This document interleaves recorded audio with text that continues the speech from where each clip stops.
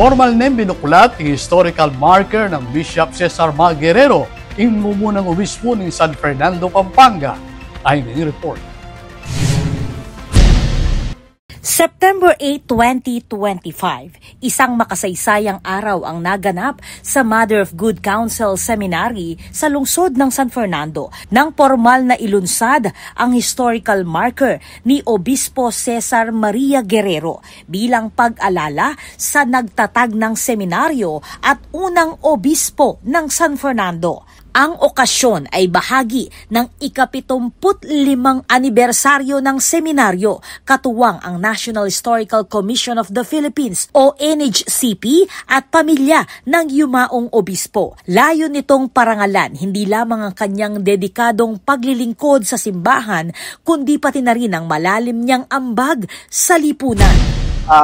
Pinromote niya yung pagbasa ng Philly at saka Noli kung kailan at that time bawal na bawal ang pagbasa. At saka talang ayaw nilang ipabasa sa mga religious schools ang Noli at Philly. So, si Bishop Guerrero, pinus niya na basahin nila ang Noli at Philly.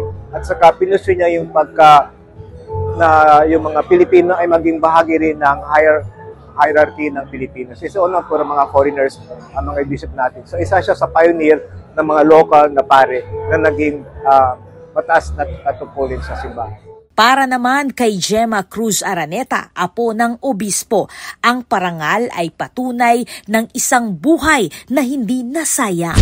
Oo, dahil bilang paalaala sa mga nagawa ni Lolo Obispo dito sa Pampanga, hindi lang sa Pampanga, sa buong Pilipinas din. Dahil nga nung panahon ng Hapon ay para siya yung namuno sa simbahang Katoliko dito sa Pilipinas. Eh di syempre mahirap yun, ano, di ba? Panahon ng Hapon.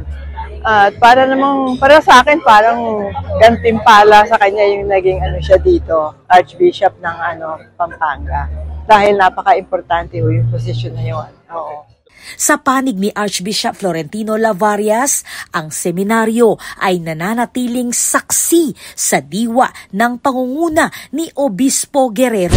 So ini, metong yan tanda, ban paganaka, kay kami na kay katam, napotang miras sa akin at hintamo namang responsibilidad na makanano yung likwanan diwa ning diye na ning minunatang obispo o ini mo naman sana yung isunduta mo. Para bang kanita itang kayang bakas papunta kay nga pong Ginoo, mabura. Nilalado tayo pampasalan sa pamilya taning kay katam pamanuki yung kayang halimbawa.